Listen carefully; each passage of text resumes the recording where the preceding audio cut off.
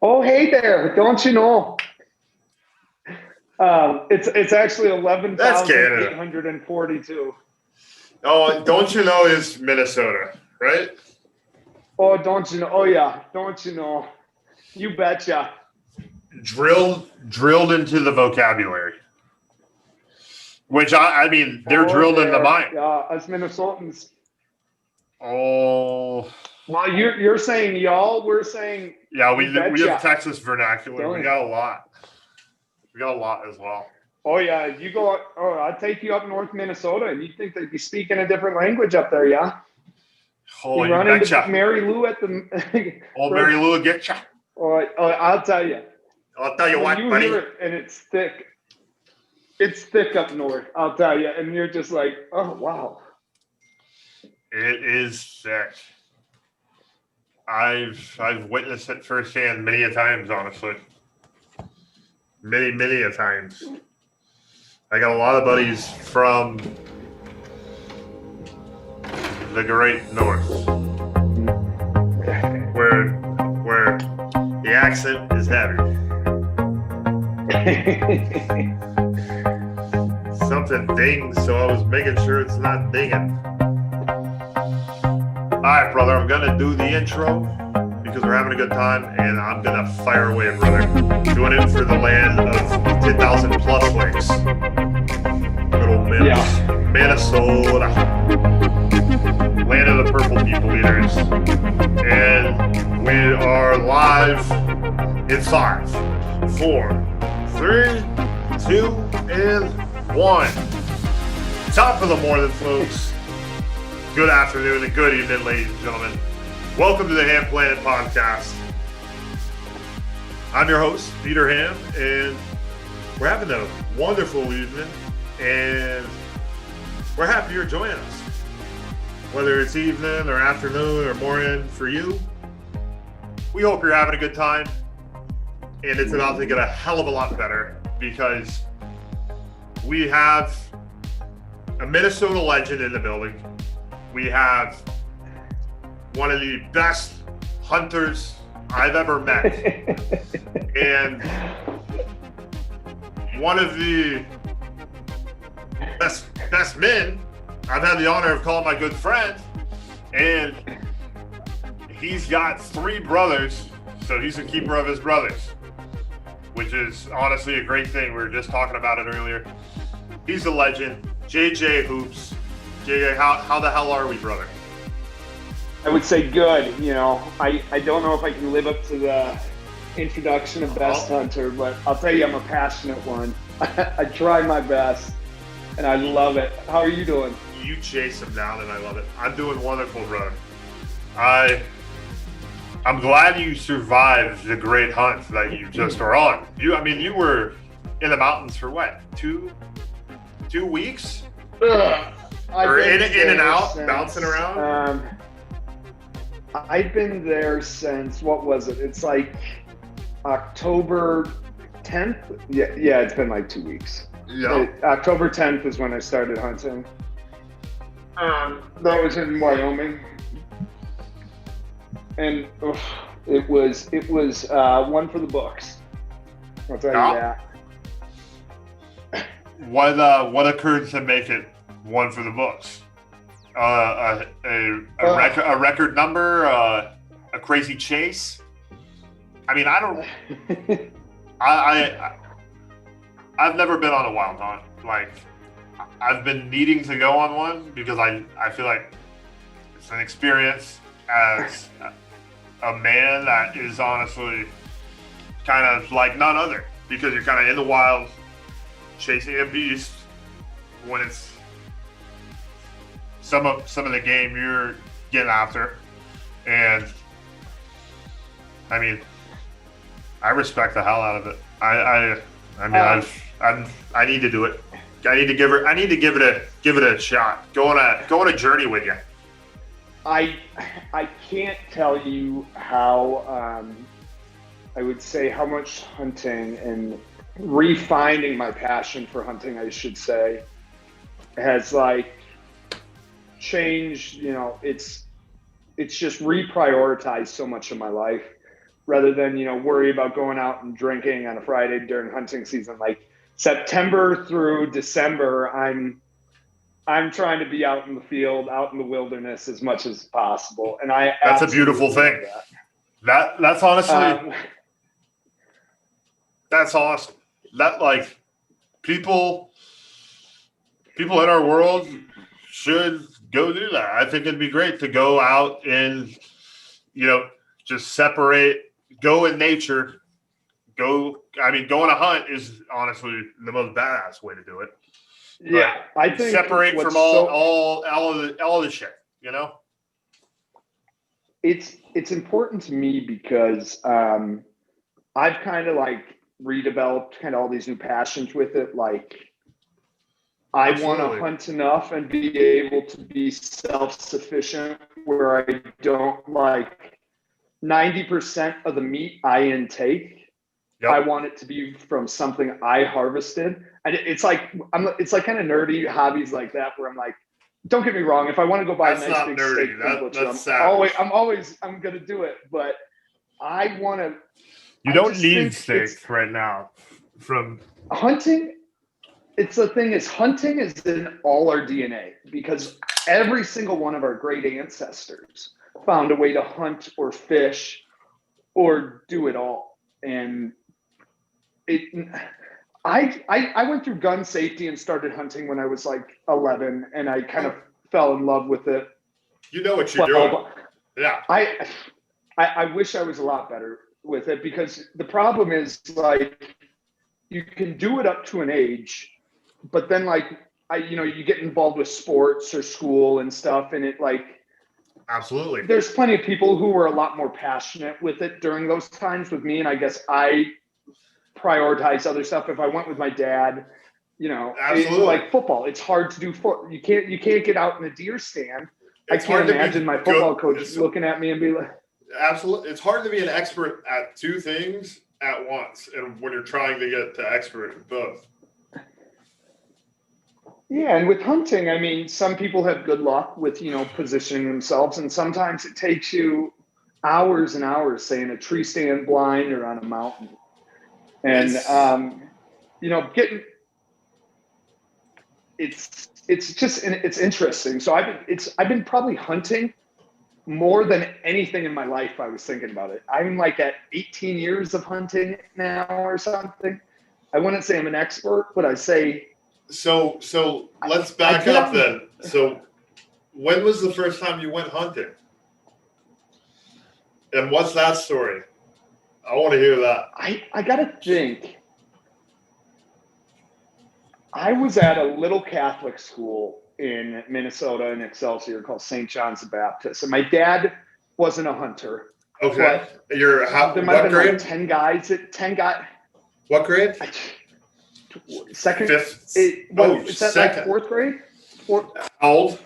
Fourth grade, fifth grade? Yeah. I think it's fourth grade or fifth grade. Well, still, that's sick. So what happened? And my dad, luckily enough, I was in a class. My dad wasn't really into hunting, but I think he had done it through a work thing. But like 3 of the kids' dads all hunted, and they're like, "Hey, Jim." And they were like we had 10 guys in the class, and they were my 3 best friends at the time. You don't get to pick and choose, really. You gotta, you're giving your friends back. You got who you got. That's how it was in my high school, and they're the best friends ever. Yeah. And I love those guys. There's some of them I haven't talked to in a while, but like we all went through hunter safety today. And I'll tell you, I think it was an hour every Thursday night. And it was probably 20 minutes away, but it seemed like the biggest journey in the world to go get this dang hunter safety for a month straight or so. Maybe it was 3 hours a night. People have it easy these days being able to do it online, but you can do it online. What the hell? Don't you have to shoot the gun and practice? Yeah, yes, but there's field stuff now that you can nail most of the safety stuff with online anything. Do you trust the online resources that test for those like hunting license? Or I guess it's not hunting license. It's a hunter's education and safety, firearms safety. Right. I trust that. I'm one of those I people trust that. I would rather have thousands more people do that than people not do anything. Because even at a young age, I learned how to respect a firearm. I didn't know what I was doing. I mean, I will tell you though, at a young age, going to the field day, final day. I just think that's great that y'all got to go on that journey to the class. Oh yeah, and I'm telling you, I thought it was probably the most tedious, like confusing thing of my life, and because when you're that young, even a trip to the dentist's office seems like a 3-hour drive. Oh yeah, you're like, where's the next McDonald's? Yeah, and it was like after school too, and it's like one of those where you're just like, are you serious? Yeah, it had to have been 12 or 13. I forget what age that is, but like 4th grade, 5th grade.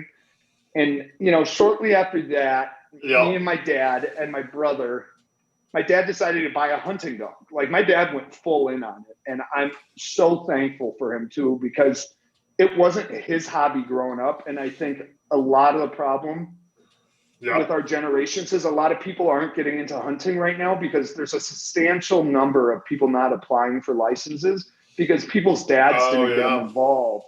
Yep. And it's actually another thing I'm passionate about is I've been trying to work with trying to get friends who don't hunt to hunt in any form with me because hunting is so important to conservation that people don't get it. It's the amount of tax dollars. Right. And I mean, it just kind of,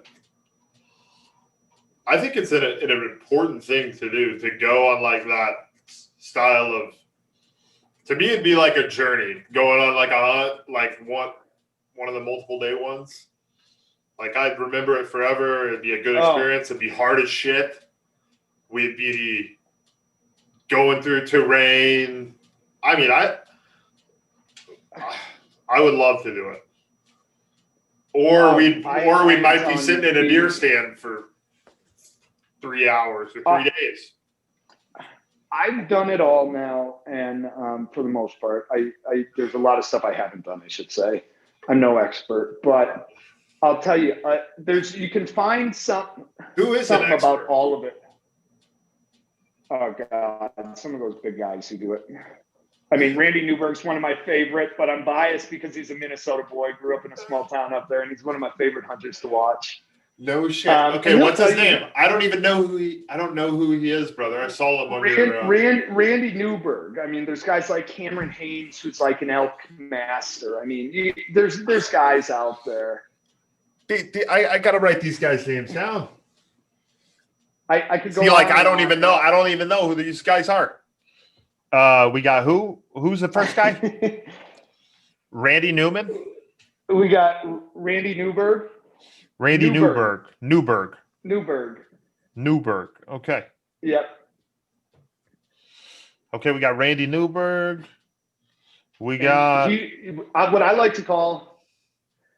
He's great, and then you got freak athletes like Cameron Haynes. Oh shit! Okay. The guy is a freaking freak of nature. He's good buddies with Joe Rogan. He got Joe Rogan into elk hunting. Oh shit! I think I saw him. I think I know who that guy is. Was he on the podcast? On their podcast? I think he was. Yeah, he was, because he helps guides all of Joe's stuff. Guy's a freak. He has his own. Put it this way, you'll love this. His garage gym is every elk he shoots, he gets mounted in his garage, and they're all in there. It's just a big I bet unbelievable. Every piece of wall has a beast on it. Damn. I mean, what's the hardest part? Like, would a imagine you bench. Yeah, I was. Let's go with the bench reference. I was writing that. Imagine me bench pressing. His bench. Imagine and having two elks staring at you that are just mounted right there. That would motivation. Be epic, brother. I want that, and I want that. I want that immediately. I think you would love a Western hunt. I mean, there's something. I love all hunts, Okay, see, I don't know I'm any of hunting this elk shit. What is a? I mean, I know the directions, obviously, but what is a Western hunt? What does that consist of? How is that different from whatever, brother? Well, okay, so I don't know. when I don't know my hunting shit. I need to though, and I'm here so when I at class. when I Got my I'll tell pencil. you, I'm still a student. I'm telling you, I'm still a student. I am no expert here. I am learning. I All I know Even is on my unsuccessful hunts, I love them because I feel like I'm one step closer to like being great. But you're always chasing greatness. So like, oh, I agree. You learn a I'll tell you. shitload, So I bet. last year, we'll go into Wyoming. So I'll tell you. So normally when we hunt Wyoming, what we do is we fly in the weekend before opener, which is October 15th. Deer and elk open Wyoming October 15th. Yep. Western hunts are a lot more spot and stalk. It's large. All the animals out there move miles. I mean, you might spot elk, you might spook elk. They're gone. One of my favorite things to hunt out west. The elk are quick. I mean, they're endurance. Yeah, well, they're quick, but they also could just keep going. What's like? I mean, you might have climbed the summit to get to them. Yeah, and they'll just run right down, or they'll. I've seen some of those they'll run over videos. Another pass. You're chasing it. You're chasing a wild beast. The pronghorn, brother. So as I've confessed that my elk were killed with a Discover credit card when I was a young lad. And you have a big antelope in there too. That's what I'm saying. You have a big pronghorn. That's what I'm saying. He was killed with a Discover credit card. So I got some good deals on eBay and got some good deer heads. Is what I'm getting at. Yeah, I'll tell you, it's a little different when you go out there. Oh, I know it is. That's why. Every time I look at them, I'm like, damn. I wish I could have gotcha. Gosh, if I could sum up this year, I would call it. What? The only way to say it. You've been hunting the whole year, like. I've been hunting for a while now, and I keep on hunting. I have a few days off till we hunt again, and then I fly to Minnesota to duck hunt and deer hunt. And I love it, brother. Here, it's choppy. Maybe we'll hunt Indiana if we got time. Indiana? Yeah. What's out in Indiana? Yeah. Oh, they got some great corn-fed deer there, let me tell you. Really? Oh, yeah. Oh, you know what? Up by Michigan, right. It's like, yeah. Here, Hoop, it's kind of getting choppy. Right by Notre Dame, kind of. It's. Yeah. Here, hold on one sec, Hoop. Let me know if it fixes up. Yeah, it'll tighten up. I don't know if it's my shit.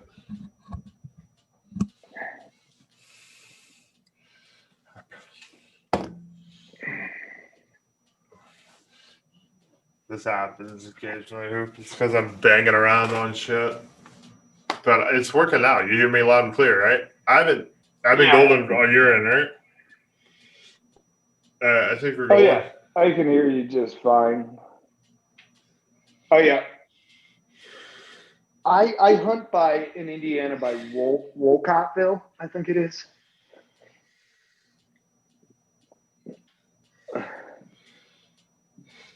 But Minnesota, I'm really excited about. I've seen some chubby Indiana deer. I'll tell you what.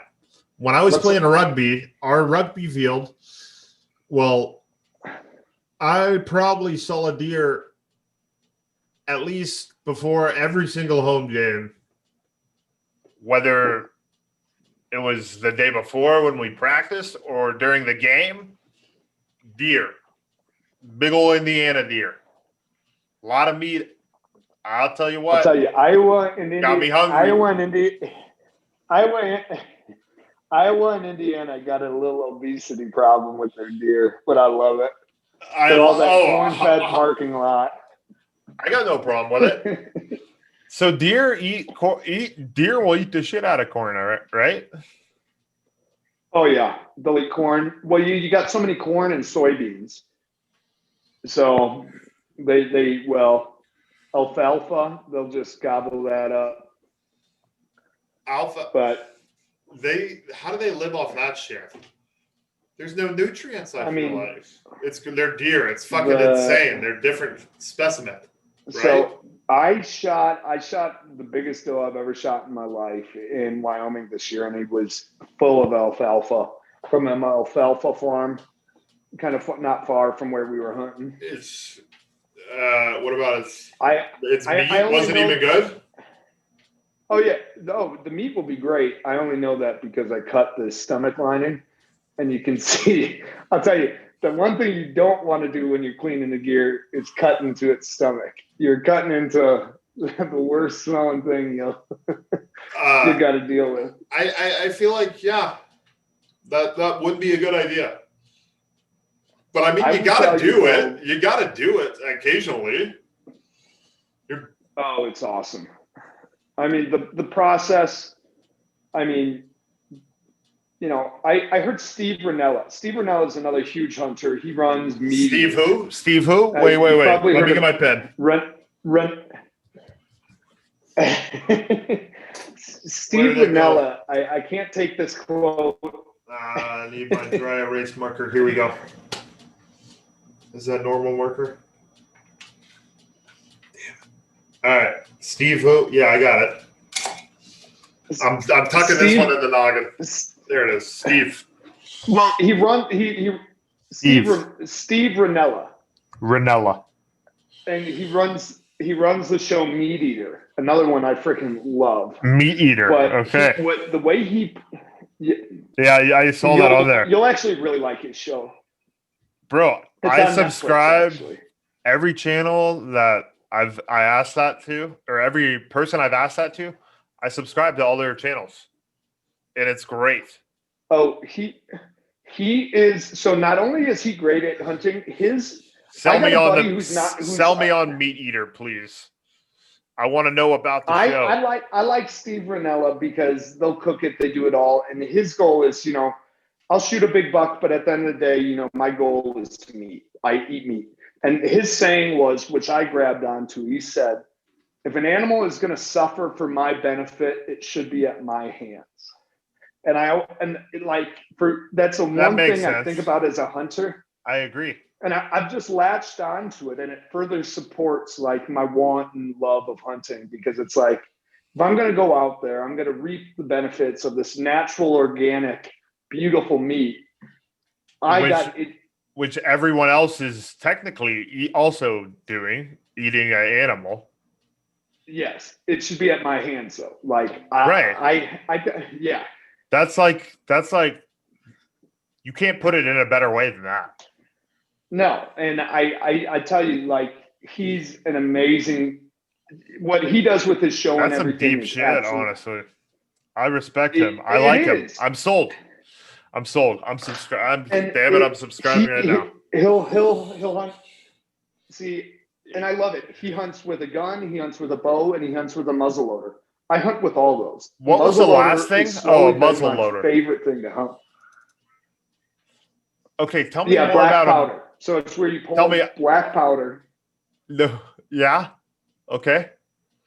I don't know my muzzle. Civil War time. So you're taking out. You put this is very simple. Impressive. This is nuts.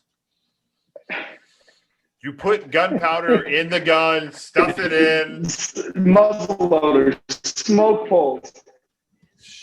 My internet's so it's getting choppy. It's not you just loading a bullet. So what? There we go.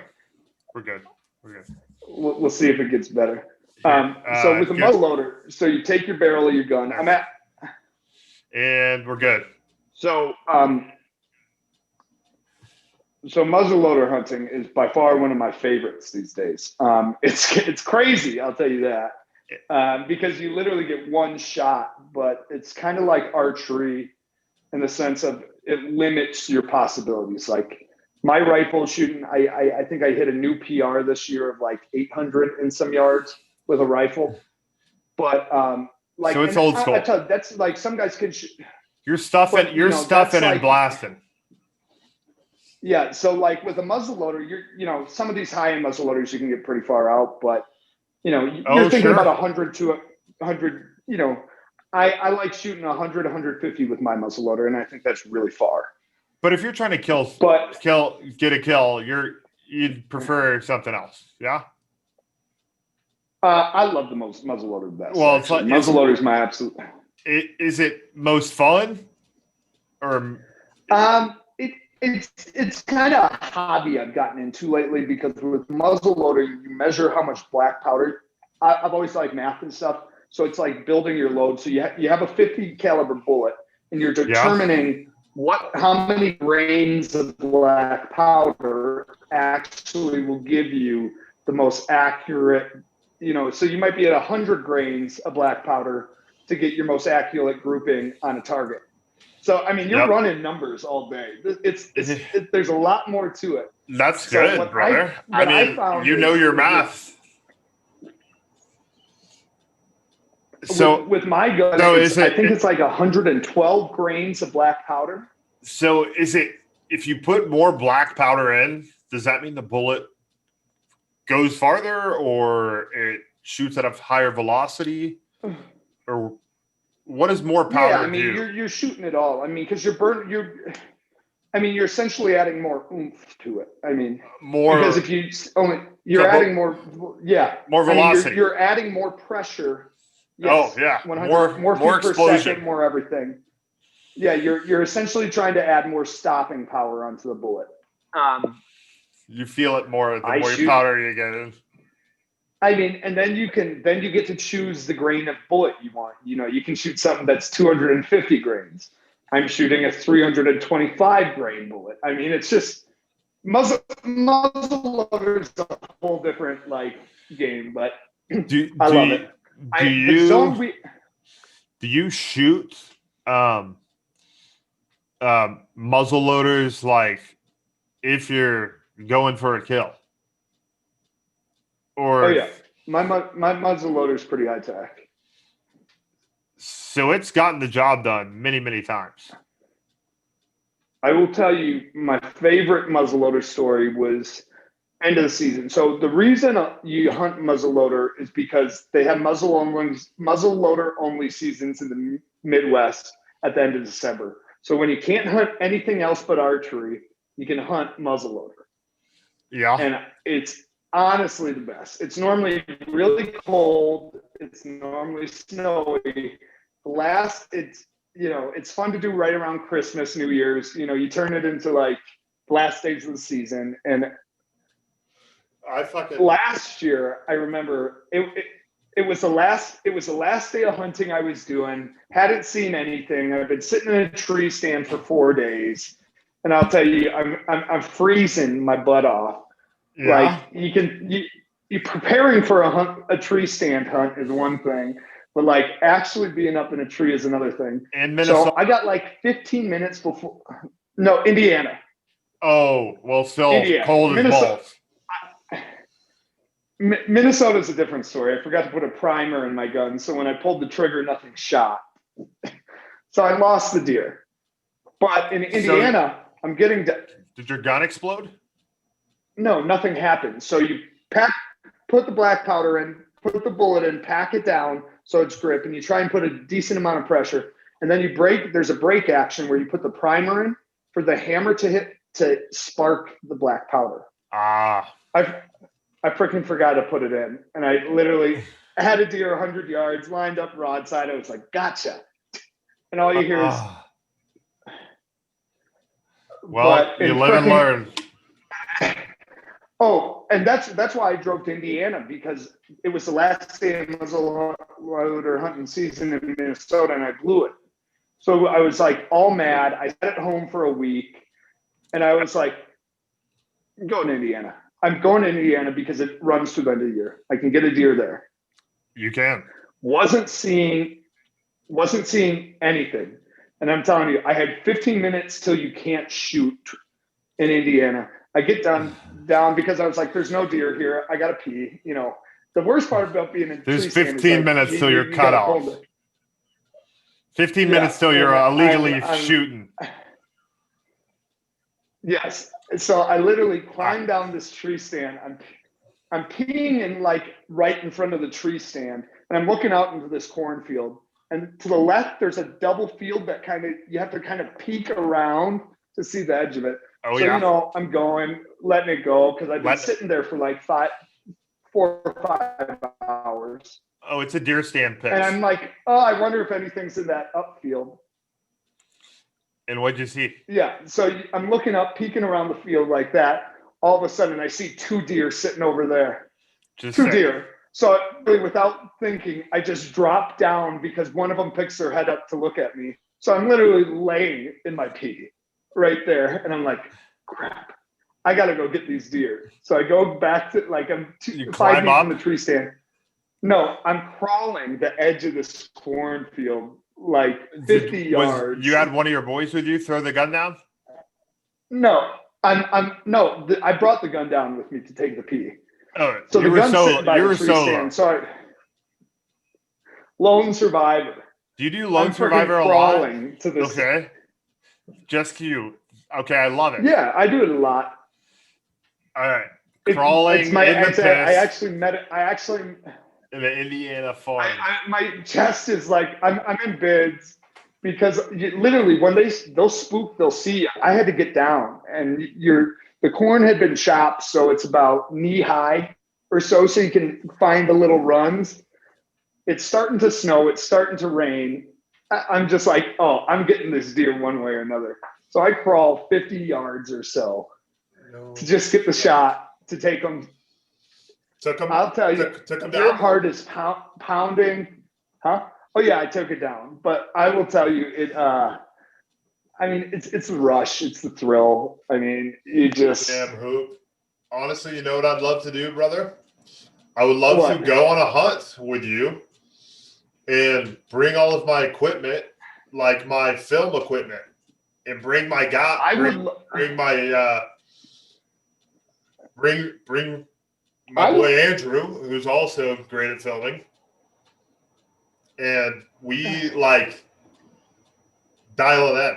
Or I could do it. I mean, either way, I want to get some of it on footage. I would love to get you into hunting next year no matter what, because the season starts ending quick here, and it starts. When does the season end? What's the season protocol?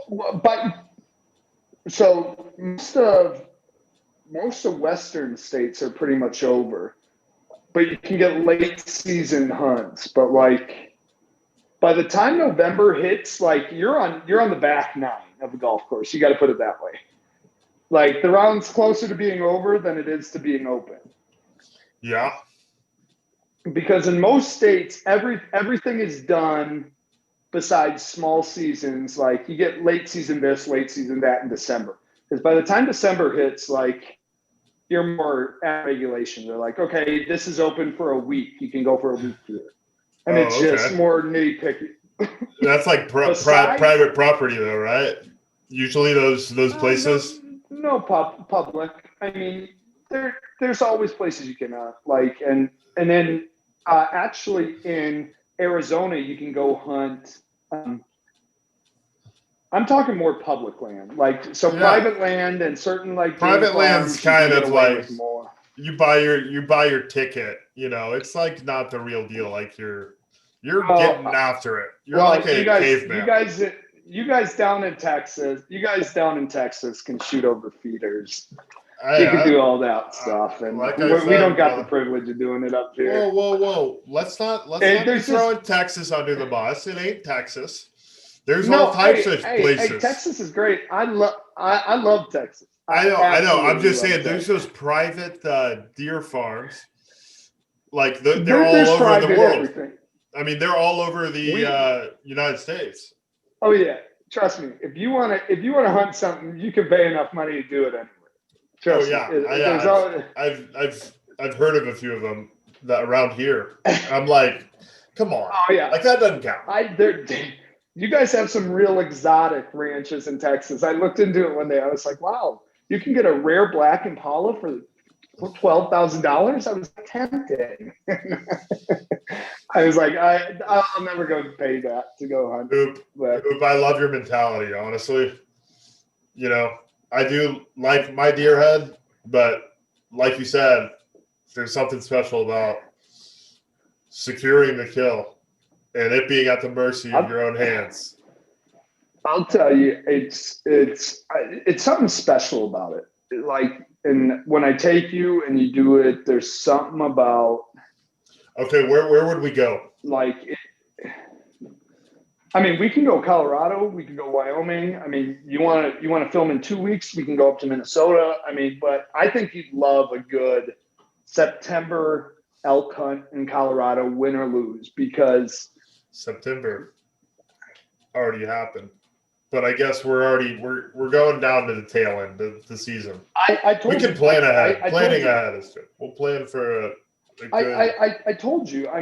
It's crazy. Hunting is literally like a 4-month segment of the year, and kind of starts in August with some stuff, bow hunting, and that's really it. You can't. Starts August, September. Why is it not during the summer too? Because it's conservation. We control it. We there's biologists and the DNR control everything, because you want the calves. If you take a doe, you want the calves or fawns to be old enough they can survive without the mom. Right. That's why hunting and conservation, we have dialed in when we can hunt, how we can do herd and population control, and how we can keep having all these great numbers with it. It's freaking awesome. It's all data driven. Exactly. We have it so dialed in. That is so amazing. I love it, honestly. And you know what's funding it? Hunters. Hunters are fun, like the thousands of dollars. Right. Hunters are keeping them alive. It was about $400 for me to get a buck tag in Wyoming this year, and I didn't get a buck because of the. You have to pay $400 after you kill it. No, before it's like gambling. Oh, so you buy it to put it in your wallet, and maybe you kill one, maybe you don't. Yeah, and you know how many people don't? And it's a shitload. But I'll tell you, it's like I said, Wyoming was a hunt I never expected this year. The weather literally was not on our side a single freaking day from the get-go. I'll tell you, from the get-go, antelope hunting is my favorite hunting, one of them, because antelope hunting is a much more relaxed, chilled hunting. You grab a cooler, you grab, some food, some water, beverages. You're hanging out. Some tough guy sodas. Yeah, you're hanging tough guy sodas, and you're driving around. Not around the guns, of course, but Yeah, not around the guns, of course. But safety protocol, which we know our safety protocol. Yeah, if you tag out quick though, trust me, then you're fucking celebrating the whole day. There you go. Last year. Oh, it's called tagging out. Last year. Who's tagging out? Who's fucking tagging out, boys? Well, you got your tag and you check your tag. You clip out once you fill it. Clip and rip. And I'll tell you, I absolutely love hunting pronghorn, speed goats. You have that one mounted. They are the fastest land animal in North America. The things are freaking, to see them in the wild is crazy. They are unlike any athlete. The only other animal faster on the planet is a cheetah than an antelope. Yeah. Is it what's their top speed? 50, 40? I have no idea, but they're half the time you drive past them, they're racing with the cars with you. Oh yeah, I love it. I've seen videos. I want to see. It's just an antelope, right? Antelope. Those are technically called pronghorn. Pronghorn. And if you want to talk about Brother, I'll be honest. Slang I don't know the exact breed of these. Like the exact, you like so the shit Like if I pointed them all out to you, you knew exactly, you would know the exact thing. Antelope, pronghorn. I know. Well, there's a lot of different subspecies of antelope, and the ones that are in America are pronghorn, unless they've been exotic. Maximum speed 61 miles an hour. Yeah, I'll tell you, they're freaks, and they can. Are you shitting me? I thought they were not in the 60s. No, they. I'm telling you, they are the fastest land animal in the world. Yeah, they are absolutely terrifying. And I'll tell you. Can they fuck you up? No, probably not. They're smaller. But I will tell you, we hunted like 8 hours driving around in a truck trying to get a shot at them. And you got to drive in a truck. Yeah, I'll tell you, Fords were great. Big Ford guy right here. So you got buy your Ford stock, fellas. So you drive around, you bring your lunch, and it's truck hunting. And, some people, you can do it a lot of ways. You can put a blind up by a water hole. We have a way we do it where, we drive about 2 hours to the zone, back in the middle of nowhere. You're in open country. Oh, yeah. You're trying to get ahead of them. And you see a herd, say, they're always in open country to the left, about 200 yards that way. They're always in open country. They're prairie animals. They don't. So their greatest defense is their sight. They can see for miles. Like I'm telling you, these things are freaks. You'll spook them like that. I can't tell you how many times in a single day we would hike 200-300 yards with gears, with guns, to try and get a shot at them. They hear you. Or they see you, and you'd get on the edge of the. Their eyes are massive. They'd be gone. Their eyes are like this. Their eyes are not like any other species. They're so much larger. They are. Bro, I'm watching a video of them. They're insane. Here, I can share my screen to show you what I'm looking at because you'll be able to tell me about the science. I tell you, I'm still new to it, but you know your shit. Do you see this? I will tell you, I listen to hunting podcasts and watch hunting videos all day. Yeah. These are the bastards we're talking about, right? Yeah, those are exactly them. You have one hanging on your wall. And it's absolutely a blast to do. So is that's like if you killed one of those, it'd be like, damn, this is an accomplishment. Yeah. So I've only taken does because out west, what you have to do is buy preference points a lot of the times. Yeah. Essentially what a preference points is, it's like you paying your toll. So I think I pay $40 a year. And I think, and not till your 5th year, you can draw a tag. So it's expensive. You basically buy into conservation over and over and over. It increases your chances of drawing a tag. Say the minimum amount of tags it took to draw an antelope buck in the unit I hunt was 5 years. 5. And I mean, it's a whole different game than the Midwest. The best way to say I'm a Midwest hunter that's learning Western hunting. I headed west and it's a whole different ballpark. I wish I would have known what I knew. I wish I was more passionate early in my 20s, and I could be having some of these sweet zones. And it's crazy. We're gonna have to talk about getting you buying preference points because you can hunt everywhere, but if you want to get into, I want the experience. One of those zones where you have I want to get in the zone. I want to get in the zone. I want to be very clear about that. When we go, I want it to be intense. Well, I mean, it just depends. You gotta prepare because I want it we to can be a do an good archery time, hunt but next I year. want it to be like one that I always remember for the rest of my life. Like an archery hunt normally does that. But I'll tell you, like I'll tell last you right year now, in Wyoming, me and archery don't mix. we'll get you a rifle, man. Yeah, throw me a gun. I'll be good. We can do that. Is that scummy though? Like when everyone's bowing, there's just like the one guy in the back with the gun. No. Archery has such an open window before you. Archery starts like a month and a half or longer before you. Oh shit! And everyone sticks to the protocol. I'm just saying, you could end up like me this year, where.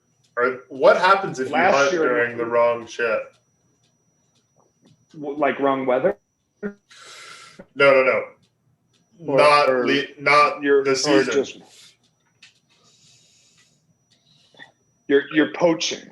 You're a poacher. You're a poacher. So what happened? They can take you. They can take you in, lock you up. Right? They'll fuck you up. It's like D-dubbing. Oh, it's D-dubbing. Like D-dubbing. Okay. They'll take your car. And you don't want to D-dub. They'll take your stuff. Yeah. They'll find the hell out of you. You might not be allowed to hunt for like 2 years. Like they can ban you from hunting. They can do all types of shit.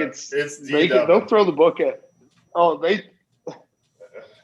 That's the best way to say it. What do most people get away with though? What animal? I think like in Texas, anyone can kill a hog at any time due to overpopulation. Well, they're invasive. There's invasive species, and there's some units that get overrun. Like I remember growing up at a time, I got a suburban license for deer because deer were overrunning the suburban area, so I was able to hunt deer like. Oh, so it was like encouraged. Yeah, because here's your option. You either let people buy in to do it, otherwise you pay a ranger who just comes in and starts shooting. You know, and that's why population control hunter. Why does he get all the fun? It's great. You know. Yeah, I mean that ain't the right way to do it. You gotta let the people do it. I just think there's enough people. Yeah. Yeah, you gotta let the people do it. Petey, I'm gonna tell you right now though, if we go antelope hunting next year, I'd love to go. Like, tell me like where you'd like to go. I'll start kind of looking into it. Maybe looking at tickets. Hunting. Where do you go? Where do you go antelope hunting? You can. So it's all about where you can go for cheap and where you can go for preference points. Where do you in like Wyoming? Going? Wyoming is one of the best western states for antelope hunting because for a doe fawn tag is only $39. Oh, so you can. That's outrageous. I mean, but you go to Colorado and you're paying like $250 for it. So, like every state's different. Wyoming just has so freaking many of them. There's antelope everywhere. All I saw was antelope this year. I saw thousands of antelope. Maybe millions. I don't know. Did y'all have a good, successful hunt? But I'll tell you, to get a shot at one. Yeah. Our group harvested 6 antelope this year. I will tell you though, everyone will say in my group that we freaking worked harder. Harvested, yes. I love it. That's impressive. We worked. They'll fucking work your ass off. We worked harder for antelope. I'll tell you, after last year, antelope in my mind was an easy hunt. It was like a social, enjoyable one. You truck hunting. This year, we had almost 30-mile-an-hour winds. So, to shoot in a crosswind, it changes everything because it can throw your bullet off different direction. Oh yeah, we have been, especially while you're moving in a truck. If y'all were y'all moving?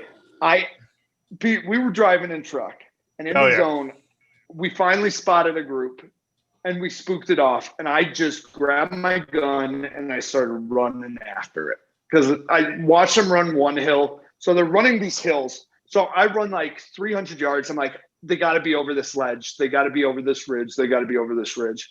I was like, there's no way they're not. I'm like telling myself this because it's getting to the end of the day. Yeah, I'm sweaty. I'm hot. I'm exhausted. You're getting the Let kill. alone the terrain. I'll tell you, I earned my meat. Yes. Freaking, I start crawling.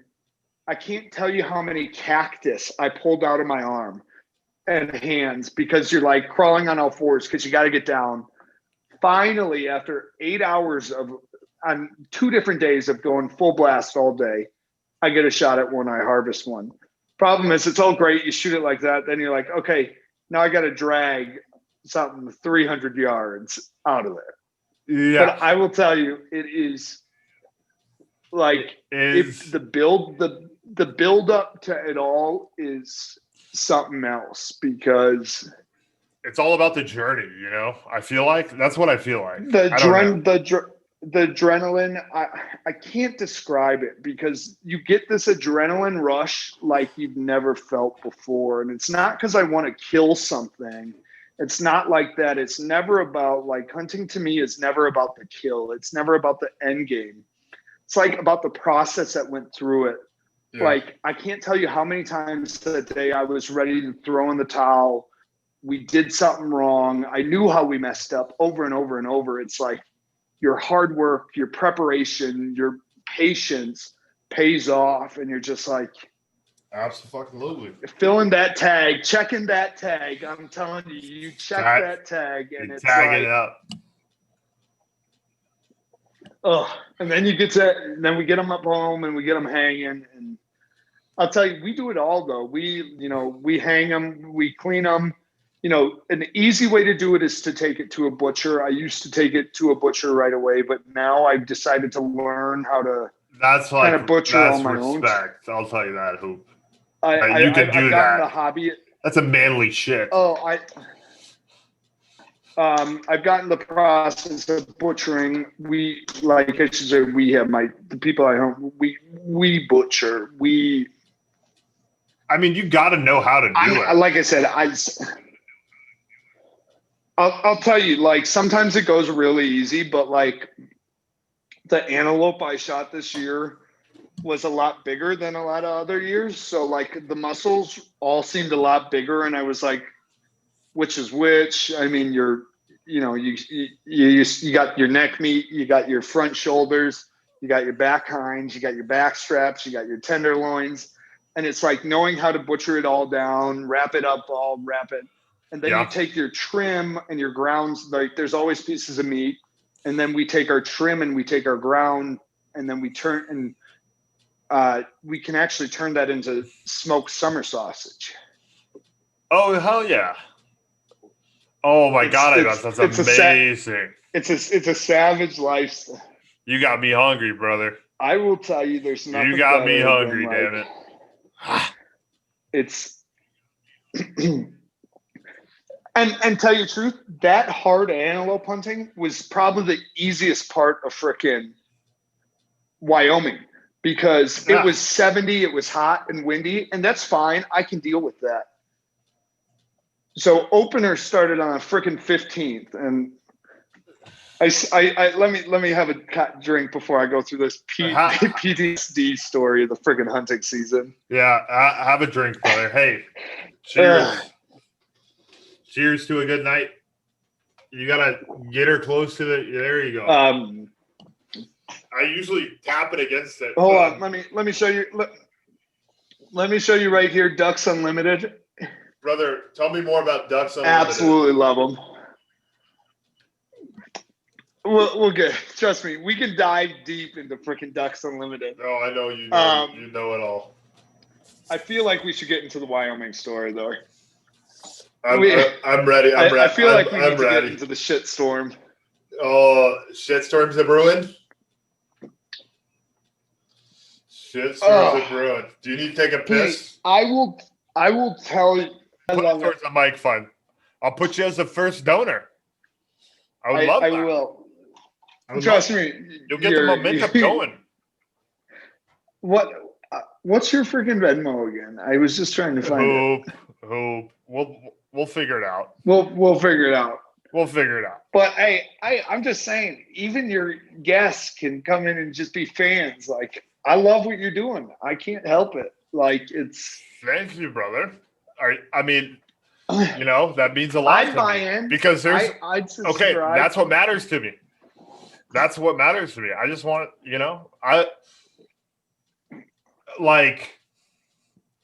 I don't need a shitload of fans. I don't care about that. As long as I got my the family that enjoys it, that tunes in when they're having a drink, and when they do, they have a chuckle, and they also have it. Petey, I just want you to know I'm on your freaking team. I'm on your team, Hoop. I'm on your team. If there was anyone more on your team, I don't know who they'd be. I'm on Hoop's team. I'm on Hooper's team. I signed up for it. I swear, I had to put my name on the list. I'm on Hoop's team. I put it down at the YMCA. I battled the bourbon streets with you. Oh, what a time. God, man of the fanny pack. Brother, do you know that I still wear it every day? Is that the Hard Rock fanny pack? No, not that Hard Rock. I don't wear that one anymore. You can't wear that one every day. That's aggressive. But I wear strapped onto the back of this, but I wear a black Adidas fanny pack everywhere since that trip. I've worn one every day after it. I shit you not. Ask anyone. It has changed my life. Changed my life. Fanny pack nation. You never have to have anything in your pockets. You never have to have the restraint of having anything in your pockets, which is big when you got meat sticks.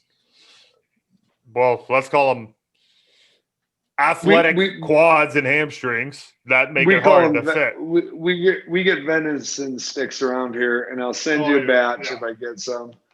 You'll freaking love them. I promise you, I will get you enough wild game this year that you're gonna freaking be thirsting to freaking come. But where would be best for me to go? Wyoming's rough, brother. What's our second Colorado. best option? We just got to pay a lot to tag. Yeah. $250 a kill. It depends what you want. Oh, if we get like a big boy, it's more, right? Oh yeah, you're like 700, 800. Do they do it by what's the scale? Species, weight, or mix? No, they do it by species, and then male or female or fawn, doe fawn, and then weight. Cow calf. Nothing to do with it. Oh shit! So you get a fat boy is the same price as getting an anorexic baby. So because the cows. So for elk, so you're looking at a cow or calf for cheaper than a bull. Yeah. But I mean, put it this way: next year when I have landowner and Colorado tags, they'll be $50 each. But out of state, they're like 700 or so. No way! Wow. So a lot of Western. Well, no, most Western states make a lot of their money off of out of state tags. Oh yeah. I didn't know Colorado had that much of an advantage. Well, no, if you're a resident anywhere, it's like you hunt for nothing. Your state makes money out of state hunters. Like South Dakota, people go to South Dakota for pheasant hunting. It's like pheasant hunting capital of the world, and I mean it's not cheap. You're paying money to like $100 to hunt 3 days for pheasant. Yeah, for a bird. A bird. And I Under the air. I freaking love pheasant hunting, but it's nothing. It compares nothing. Put it this way: the amount of like mental preparation I went into planning the Wyoming hunt this year, like what I wanted out of it versus Tactical what I shit. got out of it, is completely different. You game plan. Oh yeah, it's tactical. Very. There is a guy I want you to write down and look up because he is a freaking evil genius when it comes to hunting gear preparation, and his name is Evil John genius or just a smart man? Barclove. John what? John what? B-A-R-K-L-O-W. K-L-O-W. Barclay. So I told you I hunt Sitka gear, and this guy is actually the head of Big Game, the Big Game series of their brand, and he actually trains Navy SEALs to be mountaineers and how to deal with like worst case environments with all hunting. The guy is like a mastermind when it comes to crisis this, everything. Like the guy is a good hunter because he knows how to be out there and be where you need to be longer than anywhere else. The guy is he is like, there's hunters who hunt, who get out there and know how to track terrain. This guy is just like a mountaineer. Bonkers. Where hunting is just a byproduct. Yeah. And I'll tell you, when I built my layering system and to go out to Wyoming this year and hunt, I took a lot of what this guy was preaching. He'll never tell you what to buy, but he'll tell you what your goal should be with your system. And what they call a hunting gear is a system. And it's starts with your base layers, moves your... Yeah, trust me, this guy, his goal was to test every bit of equipment for all these Navy SEALs and military grades for mountaineer in extreme conditions in Alaska. Like he was literally... What a job. If you found yourself... What a job. Dude, this guy, he's bonkers. So basically, how he would train these Navy SEAls. Yeah. Long story short, I want to hear the guy. I want to hear it. To hear him talk, I'm a huge fanboy. I'm already a fanboy. So the way he would essentially do it is to get Navy SEAls, because at the end of the day, the way he would prepare people is say, hey, if you end up falling in a river, falling in a bed of water, it's freezing cold out, you can't make a fire, you can't do this. He is like the coin of the rewarming. He's a guy who knows what his philosophy was to teach you, how to rewarm, to how to use your layering system to dry your interior layers to push moisture all the way out in order to survive in that environment. Because literally, he trained our Navy SEALs. He trained literally Navy SEALs. I'm telling you, the guy's a mastermind, and I'll tell you, I know you love to follow this stuff. John Barclay. Stuff. I want to learn. I'm getting prepared for a hunt. I'll tell you, I've been trying to follow his stuff, and he designs a lot of the products that the company I use for my clothing system buy. And that what I'm trying to get to is this guy literally. And if people want to look up how cool this guy is look up rewarming drill, because he knows how to make Navy SEALs sit in the water for 12 minutes in open water in Alaska in the middle of winter to train you how to rewarm your body, to use your layering systems in order to dry yourself, in order to sustain and survivability. It's just mind blowing. Rewarming? But rewarming drill. You should look it up, and it's honestly like worst case hunting situation type Survive stuff. Like a Navy SEAL. Hyperthermia drill with Sitka. Sitka. Yeah. Your hat. That's a fucking guy. Sitka right here. I told you. This stuff. This is the guy. Their newest product. Yeah, this stuff. I'm telling you, it's amazing. But that guy's involved. I told you, I wouldn't tell you against a guy till you hear him talking. He won't ever tell you exactly what to do, exactly what to wear, because he literally will tell you, here's my idea. Oh, shit. Let me share it with you. Can you hear me, Hoop? You'll see him. Did you just switch He's your the audio? first guy in the picture. Hoop, did you switch your audio? It sounds good. No, my audio should still be going through. It's still going through. Everything's still perfect, brother. But everything's still perfect, brother. You're good. You don't need to do anything. Oh yeah. So it's just because I'm if you pulled up that. I think this is it. Yeah. Well, we won't watch the whole thing, but I want to see these guys going in. It's showing me your desktop right now. Oh shit! Okay. And his whole thing is how to survive. It's surviving without fire. It's what you can do without making a fire. If fire not, and it's like no fire involved. It's like, and I can't. Yeah, and it's using your sleeping bag, using everything you have in order to do it. And I'm telling you, it's crazy. And I mean, your body goes from shock to, rewarmed. I mean, here it is. He'll tell you straight up, don't do it. It's not smart. Which one is he? You got left or right? The older guy, because he's an old guy. So that guy left. Yeah, no, he's the guy with the hair on the left. He's got hair. Okay. The drill with the, yeah. I mean, but here's the importance of why I like this guy and why I use his products is because it sums up my Wyoming experience this year. Last year, we were like 75 degrees during the day, dry at, just cold and dry at night. Yeah.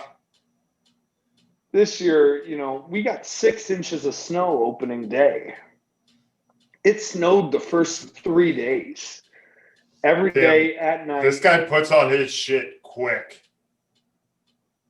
Dude, he is Trend. Oh, he slipped. Jacket was on fast.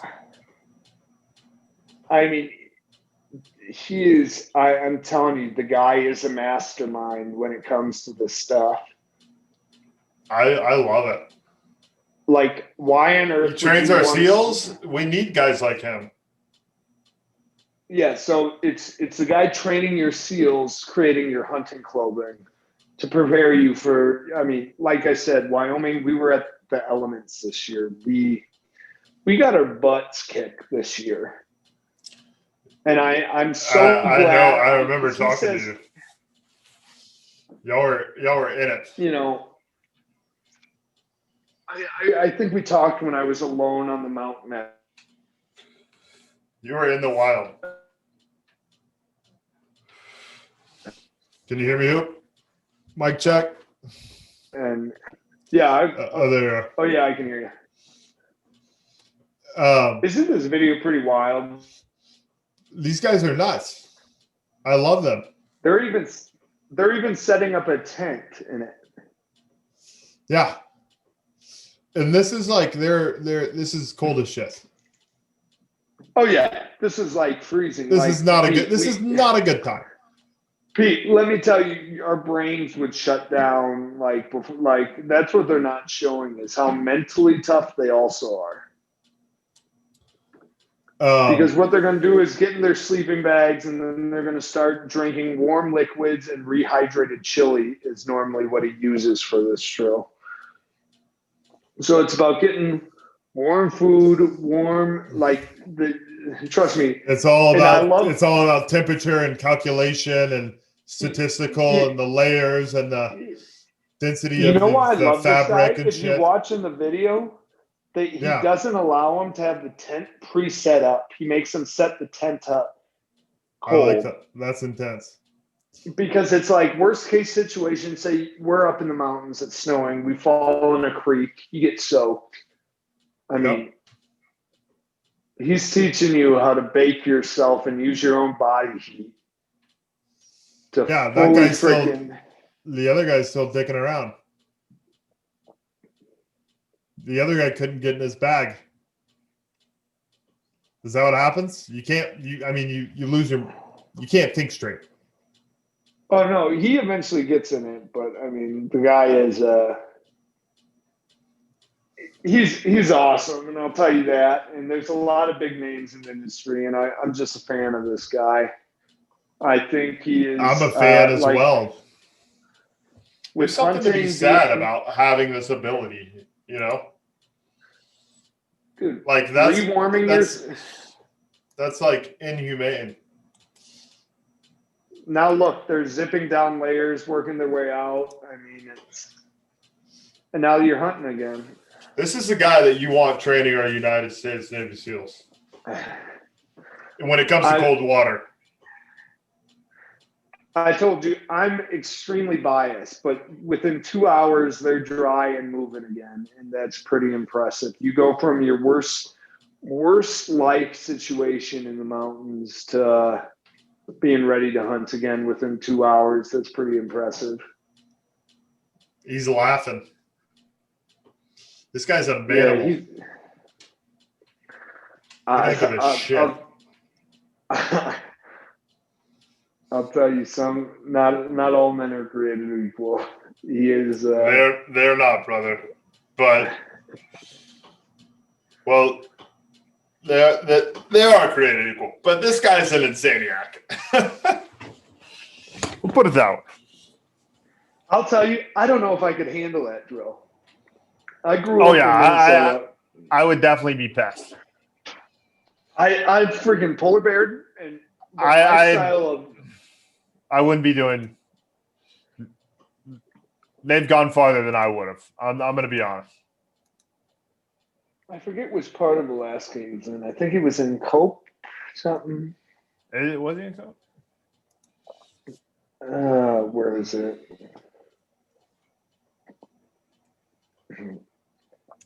But if you're pulling up that rewarming drill, you see those Navy SEALs, and it literally looks like ice cold mountain water.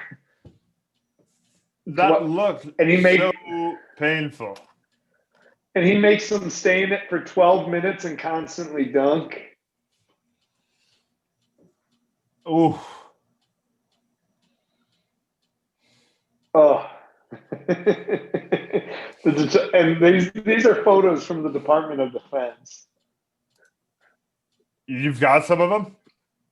Well, if you pull up the Sidco website and you go to the dark room, it's called, or the dark room, a Navy SEAL rewarming drill. Is it still show? Is it on me or the screen? It's on you. Go search. Just search John Barklow rewarming. Roger. I got it.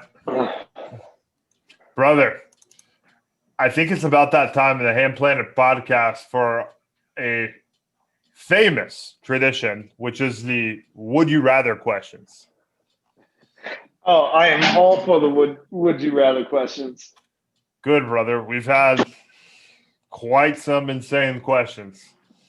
And 81% of the questions answered, I've agreed with the person who was answering. So, I mean, that statistic doesn't necessarily matter at all, but we're making a dent. By the way, we made a goal to finish it. I don't know if it's going to happen. Dinsky Bardowski. Let's let him roll. Oh, and there are 2 rules. You gotta, number 1. Well, okay, yes. Number 2 is technically you've got to answer the question, but number 1 is there's nothing like anything outside of the question is just up for interpretation.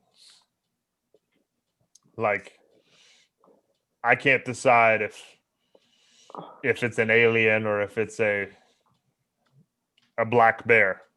You know. Okay. You know. Let's go deep into it. Okay. Good. Love to hear it. JJ Hoops, the legend. Would you rather be infamous in history books or be forgotten after your death? That's tough. Oh, I mean, that's easy. I go with Leonidas on Us. Remember me. Hell yes. You know, you think about it. You know, Being forgotten, infamous is up for interpretation. You know, so I mean, depends on what side you're on.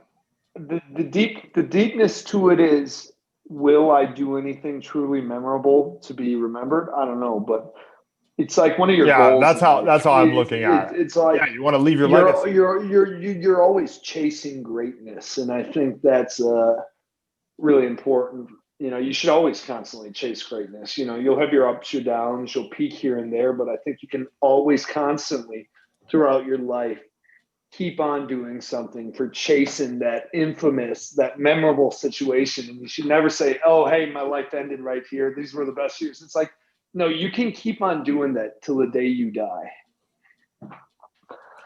Couldn't have said it better myself, Hooper. I love that. All right, Hoop. Absolutely love it. Question number 2. Would you rather be one of the world's leading experts in a single field or be the most well-rounded and versatile person in the entire world? Easy. Versatile. I'm a jack of all trades. You got to be able to adapt. I would rather be good at a lot of things than really good at just one. Yeah, I mean, that's ideal. Some people, and that's not to discredit anyone who's, the best frickin' of anything. I just am someone, I have my ADD so bad. I'm always like, oh, I love this. I love this. I love this. And so I have too many little hobbies to frickin' ever care about being the best at frickin' something. Brother, I can relate. All right, Hoop. Would you rather have the world's greatest imagination or have photographic memory for the rest of your life? I already do have photographic memory, and it's great. So you already have it. Where'd you get it? Best Buy? How much? No, I just have pretty decent photographic memory. I wouldn't say it's the best, but it's very convenient. It's helped me in a lot of situations. Bluetooth compatible? Yeah, Bluetooth compatible, Wi-Fi compatible. Oh shit! I'll send you all the deets. Give me the link. Give me the link. Show me the link. I wouldn't say I. You got a discount code? I wouldn't say I have complete photographic memory, but I swear to God, I can see something once, and I can guide it, I can navigate it, and everything. Hey, Hope, I believe it. I'll believe it, brother. It's weird, I'll tell you. Direction wise, I can always get his back. I can recognize. I just one of those people. I love it. I mean, if there's anyone who would say something like that with confidence, and I believe them, definitely you, brother. All right, next one. Hoop.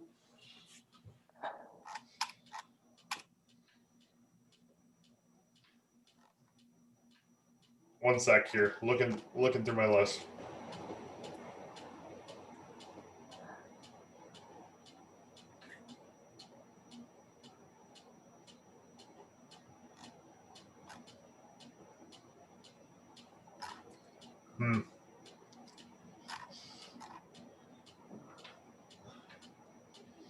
All right, here's a good one. You ready, Hoop? Yeah. JJ Hooper, would you rather live to 100 years old or live to 500 years old? To me, I'm going to go ahead and answer that on my end. 500. That's insane. That's a record. Yeah, it'd be tough. It'd be painful. It'd be. I mean, I don't know what it would be because no one's ever done it. I almost love the 100 though. Short and sweet. The 100's great. The painful part about 500 is you watch. Yeah. Oh, you want to come up? Come on. Whoa, this is me and the lady's beautiful pup. I know, brother. That's a good pupper. And there he goes. I love your dog. That's all good. I still hear you. You still got one. Did you have both AirPods out? I still hear you loud and clear.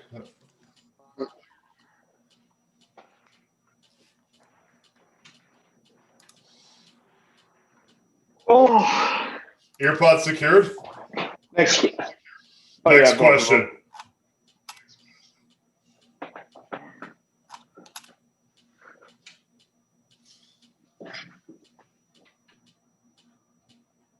Fuck. Who? Oh. Are you ready to fire off some would you rathers, Hoopy? Yeah. All right, well, here we go. Would you rather be able to run at 100 miles per hour? Sorry. JJ Hoops, would you rather be able to run at 100 miles an hour or fly at 10 miles an hour? Fly. Flying is nuts. Yeah, I'm fast enough. Oh, there it is. Oh, I'm kicking the pup out of the room. Dude, flying though, it's hard to beat flying. Like, don't get me wrong, it'd be great to run really fast, but like at the end of the day, you can't be. You can't. Flying is extraterrestrial. Yeah. You know, even if you're flying slow, it's right. Would you rather take an elevator or would you just like to go up to the top of the building? I'd rather just go to the top of the building. You never have to be in a crowded elevator with someone. Elevators can get pretty greasy. Hey, all right, what if that, Yeah, I agree. Gone. All right, brother. Would you rather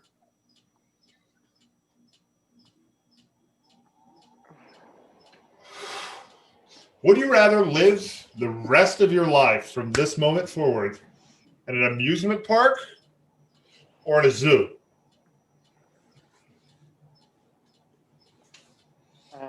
A zoo. I like animals more than people. Yeah. I mean, I'm right there with you. I'm not a big fan of amusement parks. I don't know. I go there for the food. I'll do the roller coasters if one of my boys wants to do one. But I'm here for the food and the beer. Oh, I'm just thinking long term. Like, survival. I would go to amusement park. No, I'm just thinking about hanging out. Like, if your rest of your life, I'd rather try and connect with animals on a level we never have before. Say you find a way to bond, connect with this animal. First, you get on you're National dealing with Geographic. some screaming kid. Yeah. Yeah. I mean, that's a very valid point. Think if you found a way to make a bond with the gorillas enough to walk into the gorilla exhibit and they don't pound you into the ground. That's pretty. You speak their language. Yeah, sort of. Freaking. I think I'd fit it. I'd get walk out. I'd get along. Imagine being able imagine that a lion comes and greets you. I think that's so much cool. You know, like you're like you don't got to make it, but it like just wants to come like greet you. That would be King of the Jungle, J.J. Hooper. Jungle Book. Jungle Book, baby. All right, who would you? I just had it. There it was. Would you rather let people? Oh, not that one. I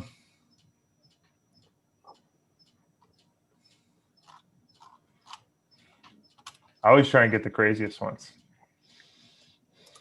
Ask me something crazy. Throw it at me. That is what I'm getting to. Man, I've read a lot of Would You in this past year. They're great. I love them. All right, Hoop. What is your favorite Would You Rather? I've got the most insane one that I asked, which probably is my favorite. It is.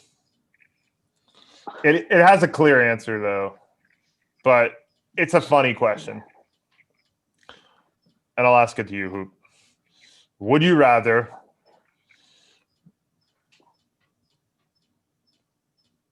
be followed around by a stalker dressed in a bunny outfit that is a lethal killer, or have schizophrenic visions of a clown being in the corner watching you in every room that you walk into for the rest of your life? Bunny costume. Bunny. I'm taking the bunny. Yep. I don't want to deal with that. The clown thing is not a good thing. Not a good time. I'd rather just get shot by the bunny and it be over with than be tortured. Ain't no way I'm doing that clown shit. Just taken out. Done. Over. No, sorry. Nope. Hell no with a clown. I do not like clowns. Petey, I literally can't wait to get you on a hunt though, because it's got to be a time and a half. You know, I could tell you what temperatures to be prepared for, and you bring a lot of warm stuff, and it might be 70. You know, my dad's a mountaineer, so my dad's. I don't know if you know this. He's solo Denali.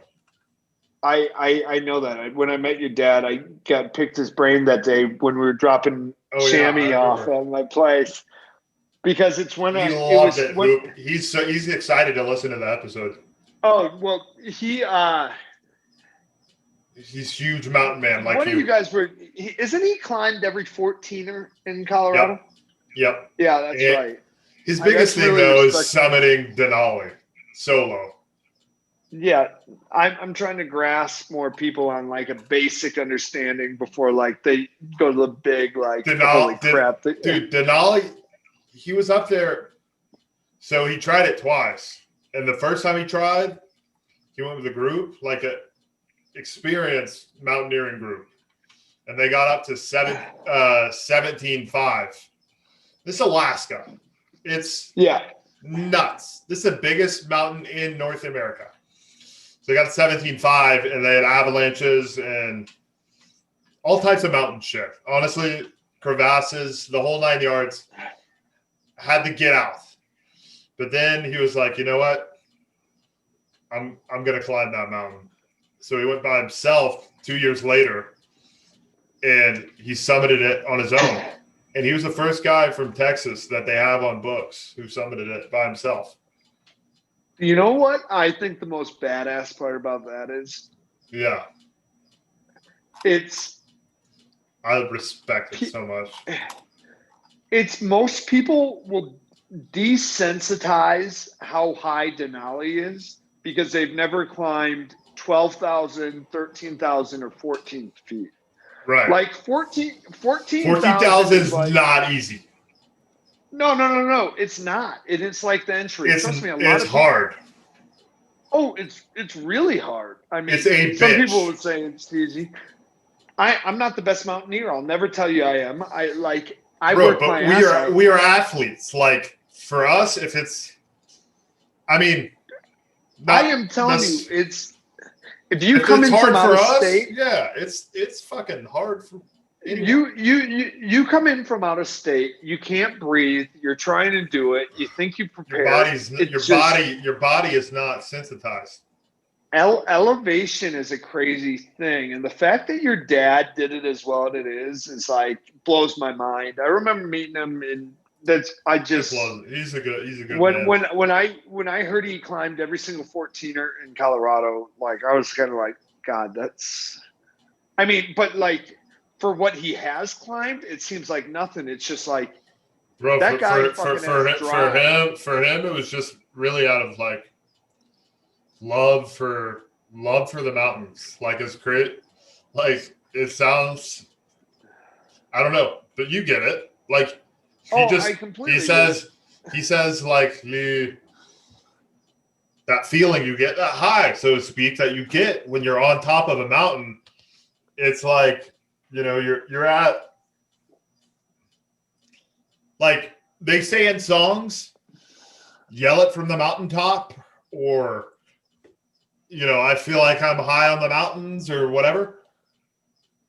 Imagine actually being on the mountain, on the top. That's how it feels. I mean, I've never been. I've only done 14ers.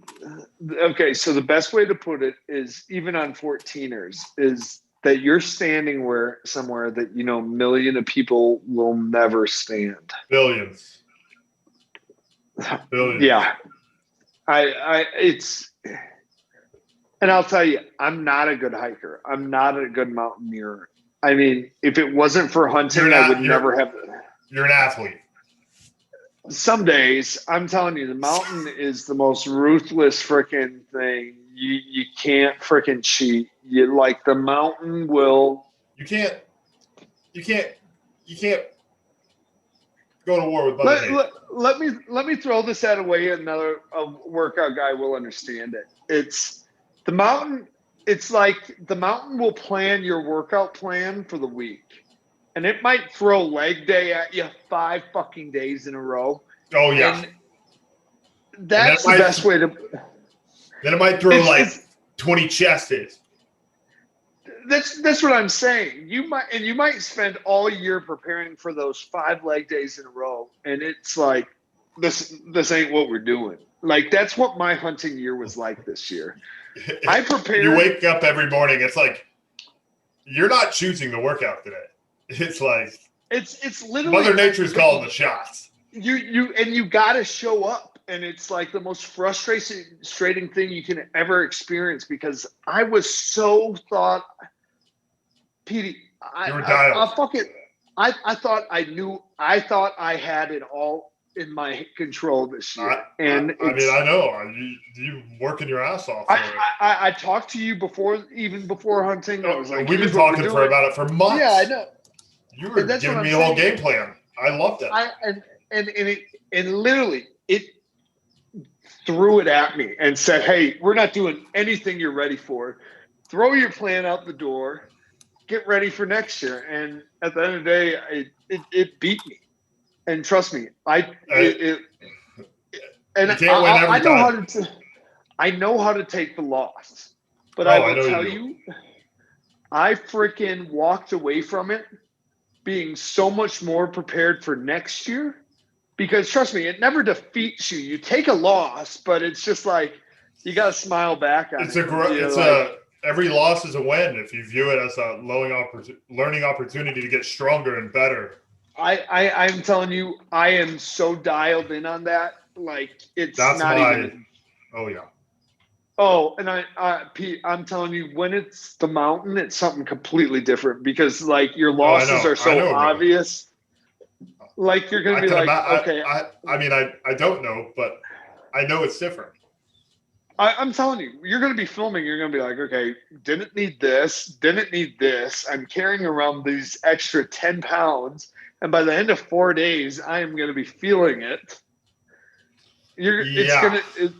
it's going to be this perfect balance of what did I need, and worse, like you go into it being like, I need this, and this, and then you're going to be like, okay, I really don't need this. I really brought all the wrong shit. Yeah. Because Mother Nature flips you upside down, left, right, every direction. Put it this way. If it was 2 years ago, I wouldn't even have been hunting because I didn't bring any warm clothes. Like, I bought a warm jacket that I almost didn't buy, the one I showed you. And it's because I knew I was late, and I was late season elk hunting here. And I was like, there's no way. There's no way Wyoming will be cold in October. Oh, what were you thinking? Yeah, what was I thinking? Like I know the mountain, like I know fucking anything. And I'm telling you, it's more like that. You literally. I mean, that's not like unreasonable. I mean, that jacket you have there is massive. That's like for -50. I wish it's warm, but trust me, when you're in the wind and everything, the mountain will tell you shit than that. You need wind blocker on top of it. You essentially need your barriers, your warmth, and then a wind blocker. Yeah, my dad's got all that crazy shit, man. When I was a kid, like watching him like get it all together, I would be like just blown away because he'd be like explaining to me, Petey, this is a pickaxe. I use this to slam it into the ice and to pull myself up when I'm climbing up an ice shelf. And I would just be like, nice. Can you hear me? I'm telling you, I think your dad would really like John Barklow. I got John Barklow down. Yeah, I can hear you. I told you, I think your dad would like him because your dad being a mountaineer, he'll look at it and he'll probably look at your dad is one of those guys who can probably break down his clothing system and understand like, my dad is just like that guy. Yeah, that's what I'm saying is I think he'll actually really like what that guy does and everything because he's such an expert in his field and the product shows it. That's why I wrote down everything you told me, Hoop, because I know my dad's going to love everything you told me tonight. He's going to be all over it. I told him we're doing our podcast tonight, and he was fired up. Dude, love that. Absolutely love it. He loves it. Ducks Unlimited. Shout out Ducks Unlimited. This episode is brought to you by Ducks Unlimited. DucksUnlimited.com. Check them out. If you don't go to Ducks Unlimited, you're not a duck and you're not unlimited. Ducks Unlimited. 1-800-DUCKS Unlimited. You need ducks. DucksUnlimited.com. Hell of an organization. Hell of a website. I love their website. Very well put together website. I love how you and a good company. I love how you started a good organization. Saving the ducks before we even started to get talking. Ducks Unlimited. Ducks Unlimited is an amazing program. Honestly, I think Ducks Unlimited, Rocky Mountain Elk Foundation, and Pheasants Forever, and there's more. And there's Ducks Unlimited, Pheasants Forever. What was the second? Rocky Mountain Elk Foundation. Rocky Mountain Elk Foundation. Ladies and gentlemen, these three organizations, they mean a lot to Hooper. And if you're enjoying this podcast, you're probably a good person. We're good people. I think it's fair to say that. And if you're a good person and you like good organizations suggested to you by good people, go do what you can. For the cause. All right, honestly, which one's your favorite? I'm curious. Or which one are you most attached to? Ducks? I'll tell you, it goes back to my roots. I want to do my What's most the roots? with it's Pheasants Forever and then Ducks Unlimited Easy. It's the first two things I got into as a kid, and I want to find a. Huh? What do they do? I mean, they're essentially the simplest summary of them is they're both conservation of duck and duck prevented land or protected lands, So they and use like pheasant and science and math to calculate life and calculate travel. They do it all. Calculate They the whole buy fucking up nine. more land to make protected wildlife Habitats. reserves. Bullshit. Habitats. They do that because honestly, Save the before birds, I even ladies got and gents. before I got to big game hunting, pheasant hunting is what like kind of popped my cherry with it all. Got me into it. Oh sure. I thought it was really cool. I didn't know, like, I'm telling you, it all started there, and I feel like my goal this year, but by the end of the year, is to get involved with a chapter. And honestly, my biggest goal with it all is trying, it's volunteering time to get kids who might not have, inner city, this or that families. They don't have that. People who want, and I love. They don't have that opportunity. Just anyone, just any kid who doesn't have the opportunity as a parent who knows how. And it might be, getting a father and son in, and I would love to volunteer my time. See, that's not even the selling point. That's when it's special, like when your dad, a father and a son going shooting together. Yeah. Like that's special. And I want to. Maybe that's my opinion. Yeah. Maybe that's my opinion, but I feel like that's special. I want to go shoot with my dad. I haven't shot with my dad. My dad's not a shooting man, but I if I have a son one day, I already got a great daughter. I'm good for now, ladies. But if I have a son down the road, I would say smart, beautiful woman. I would also say that you should get your daughter involved. I would say. Oh no! She's in. Don't you worry, brother. I'm all for the women shooting. I think women shooting and hunting is the best thing possible. Brother, she's gonna love it, and she's gonna be my Hattie, my daughter. She's very girly, but she's an athlete. Like, love that. We literally went to a place in Texas. It was called White Chalk State Park, something along those lines. This was literally a valley in Texas. Like, I'm talking big valley. Like, there's a massive lake also within this valley.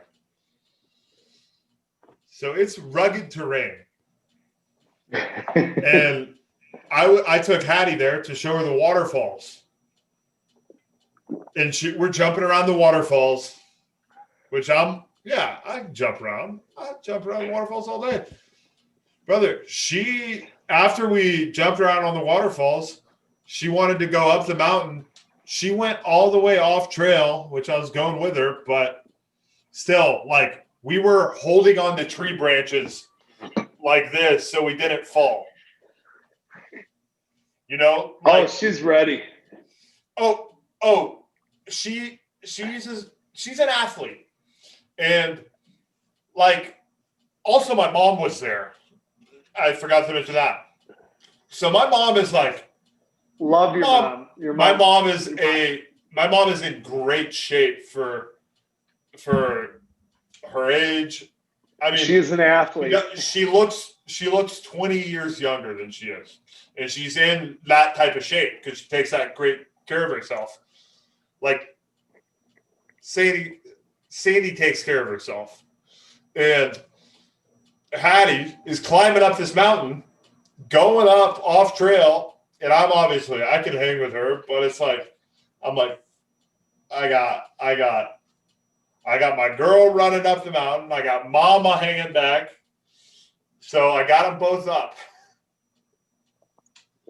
But we went off trail the whole way because Hattie wanted to go off trail.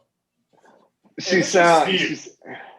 like my mom was slipping down the mountain, and I was getting behind her and pushing her up, and like I was having to move. I was like having to grab Hattie and put her like on an elevated surface at points. That's Mother Nature's workout, you know.